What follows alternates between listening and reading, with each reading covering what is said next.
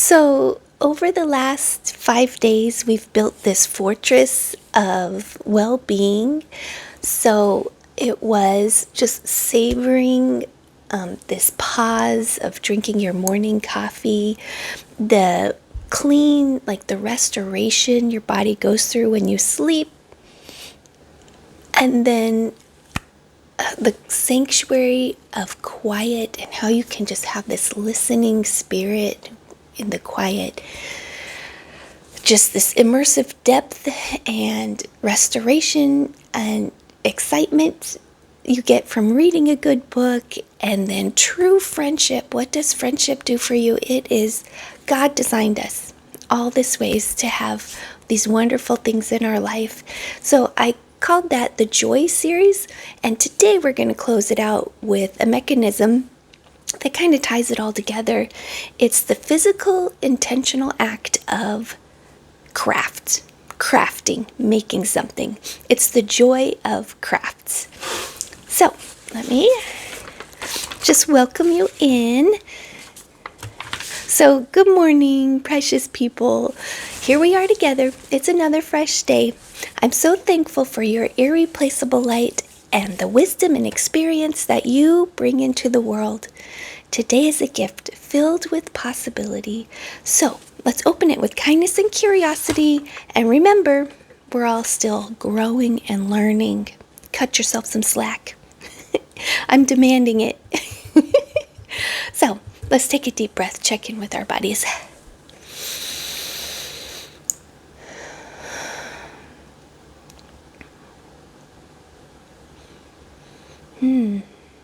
Oh yeah. I washed dishes for 3 hours yesterday. And then when I got home, I had more dishes to do in the sink. I was a dishwashing machine yesterday. I can feel it now in my upper back because I'm leaning over the sink for like 3 hours straight. And so, yeah, I'm feeling it today. Oh, yeah. I'll have to stretch that out. Have you had your coffee this morning? Cheers, if it's in your hand right now. Have you had your water this morning? Just checking in with you. Make sure you drink your water. I love it. So, all week long we explored how we can protect the input that we get. We can restore, we can savor our coffee, protect your ears and your eyes and your mind. And then I wanted to see how we could then put some joy in our output. Maybe something that you create, crafts or sewing or whatever you do. Something that's working with your hands. So, how most of us spend our leisure time, and this I saw at the in the study that I was in the last few weeks. We sit passively while the screen, the TV, the phone, the iPads, they're just pushing things into our eyes. Then we scroll through and look at other people's projects, their gardening, their art, their ideas, and then it just requires zero cognitive friction, and it leaves you kind of feeling a little empty. So the joy of a craft, whether you're knitting a blanket, sewing, woodworking, painting, or even gardening, it's the feeling that you're taking this raw, unformed material and you're shaping them into something that didn't exist before. So it's something you've born into this world. So when you create, you shift from being a passive consumer to an active participant in your own life. And then that triggers an immediate transformation in your mental landscape. I'm going to hopefully I'll have time at the end of the video to give you some research websites that I found. What happens to a brain when it's completely immersed in making something? Neuroscientists and psychologists refer to this optimal state of consciousness as flow. It's your flow state. It's a concept pioneered by a psychologist. I'm not even going to try to say this name. Yeah, maybe it's Czech, I don't know, some Czechoslovakian name. When you're engaged in a craft that requires focus, dexterity, and attention, your brain waves shift from like a high frequency beta wave into these lower waves. And the exact same pattern is observed during deep meditation. Your self-consciousness drops away and your sense of time distorts. This I can guarantee I have experienced. I've been coloring and I was like, I've been coloring and chatting with my friends for 2 hours. I can't believe this. Time goes by fast. And your brain releases these not hormones, they're chemicals, maybe hormone related chemicals, dopamine, serotonin, and endorphins. Furthermore, this scientist that I have her website up, her name's Dr. Kelly Lambert. She introduced this concept of effort-driven reward circuit. It's an ancient evolutionary brain network. It links your physical effort, specifically using your hands to manipulate things, into a survival reward. When you use your hands to produce something physical, your brain interprets this as a highly successful, safe, and productive survival action. It floods your system with the neurochemicals. Oh, those are the ones, neurochemicals. I was looking for that word. That naturally dampen your anxiety and depression. Like typing on a plastic keyboard, clicking a mouse, it doesn't trigger that same circuit, but it's because it lacks this tactile and material feedback that your brain needs. So it needs to touch that yarn. It needs to feel the soil or the wood block that you're carving. So it gives you these biochemical rewards. So you can experience joy in making something. So let's see how we can do this in our life that's crowded with so many things. So, and I've been a victim of this. The biggest obstacle to doing anything is your obsession with perfection. In our modern world, when you make something, there's a temptation to like immediately photograph it, post it online, wait for people to like it. And the moment you do that, you've already given away your joy. You've turned this act of creation back into like a dopamine-driven transaction for validation. So, to reclaim that, protect your process by establishing what's called an analog hour. It's a dedicated window of time where you work on a physical project with no distractions, no expectation of perfection, and you have a rule with yourself that you're not to share it on social media. So, basically, it's just for you. This is for you. It doesn't matter if your stitching is uneven, if your paint bleeds over into something, or if your craft takes months to complete. Your joy is entirely in the process of creating. So you can give yourself permission to make something without judging it. You give your brain this low stakes playground to heal and take a break from all those dopamine hits we're getting throughout the day, which are not bad. I mean, we all need that dopamine, the little hits of reward to keep going. But when you are thinking of the happiness and the dopamine hits, you can't survive off of those. You need that deep level of joy and that satisfaction you get from a hands-on project. So I want to see what the Bible says. This deep internal pull to create. It's not an accident of biology. It is a fingerprint of the Creator on you, on our lives, on our minds. The very first thing the Bible reveals about God is that He is an artisan, because in the beginning, God created. He's a creator. Sorry, my nose is so itchy. We're made in the image of this God who builds and creates and designs and plans. In Exodus 35:35, we see that God specifically values and blesses craftsmanship. So it says, He has filled them with skill to do every sort of work done by an engraver or by a designer or by an embroiderer, as performers of every work and expert designers.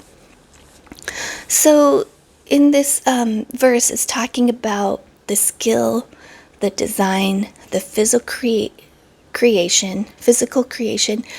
It is designed as a gift that we're given. I mean, when I see people, painters and things, I'm like, that is a gift. That's something I can't do. Maybe you can learn, like watch some Bob Ross videos. I could learn how to make happy little trees. But some people have that innate skill to create, to make beautiful things. So you're really expressing a piece of your spiritual DNA when you're doing these things. The designer of the universe put that in us, and you truly feel joy when you step back and look at something you created. So it's an echo of what the Bible even started with, the creation of the universe. We're just echoing that in our daily lives, and when we go about making these crafts and gardening and coloring like I like to do. So the takeaway, so this is the end of the series this week on joy. So joy is not just a random stroke of luck that you just happen to end up with. It's something you can build within your own life. I mean, you can take that moment to really savor your coffee. You can rest to protect yourself from the neurochemicals that build up in your brain. The quiet that you claim, the rest that is a gift from God. Just the information you can absorb from books. This whole week, like everything, every little thing I talked about is like just a gift. Especially friendship. I tell you what, thank you to my friends. Personally, I love my friends. It's a gift. Friendship is a gift from God as well. Let's see. It's creating the architecture around your life that you want. So, there is something I want you to do today. And I am going to do this. Actually, I'm probably going to film a little bit of what I'm doing today. Take an analog hour, that hour I was talking about. So, do something physical and creative. So, grab a sketch pad or a piece of paper. Just a piece of paper and a pen. A needle and thread and a little piece of fabric. You have some yarn. Make something. Crochet a little bit. Learn some crochet stitches or whatever it's called, loops and things. So do that for an hour. Maybe set a timer on your phone. Sit for an hour. Let your hands just take over. You can give your brain that meditative break, that break that's equal with meditation through the act of being creative. So now I am to some resources. So Psychology Today, I was researching that flow. I'm going to try to say the name. It's Mihaly Csikszentmihalyi Mihaly's. Like I said, it's that Czechoslovakia looking name. I don't know, or maybe it's Russian. It's work. They were talking about how deep immersion in creative tasks optimizes human performance and happiness. So I went to psychologytoday.com and then I just searched flow theory. So there are so many articles on this. It was really, one is called Find Your Flow State. So hopefully that can help you. Oh yeah, so this one is related to that theory because it mentions the person's name. Yeah, how to find that flow state, because it's like, I love coloring books. Like I said, I have my book. I keep them really close. I have my coloring book. I keep my box of color pens. I like to use ink pens. So a lot of, and someone else might not like coloring with ink pens. Maybe the coloring with markers or pencils. That's just what I enjoy doing. So it's not the same for everyone. The tactile experience, the creative experience is not the same for everybody. So look up how to create a flow state because it could be different for you. Then I went, that Kelly Lambert that I was talking about, she has her own website. It's called kellylambertlab.com. And you can just look through her articles. It was really cool on here. I was looking through her body of work, and it reminded me of this time I worked with a researcher at the Center for Voice and Speech Research, CVS. I can't remember. In Denver, there was a lead researcher there, and I was helping her compile her body of work from everything she's contributed to in her whole life. And I was going to the websites trying to find every piece of research that had her name attached to it. I went to several libraries across in the university system across the state of Colorado to find the physical copy that I could take a photocopy of and scan it into I think it ended up being like maybe a whole ream of paper.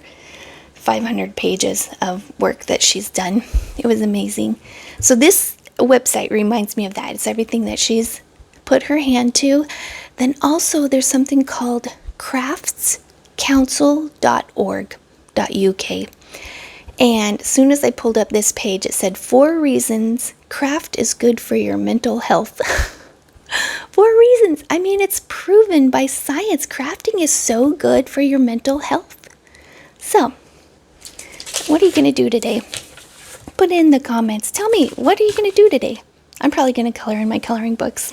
Oh no, I need to harvest another harvest of basil. My plants are going crazy. So I'm going to do that. I have these things I'm going to cook. I think cooking is part of creating too. So I have some grilled cheese sandwiches I'm going to make and freeze.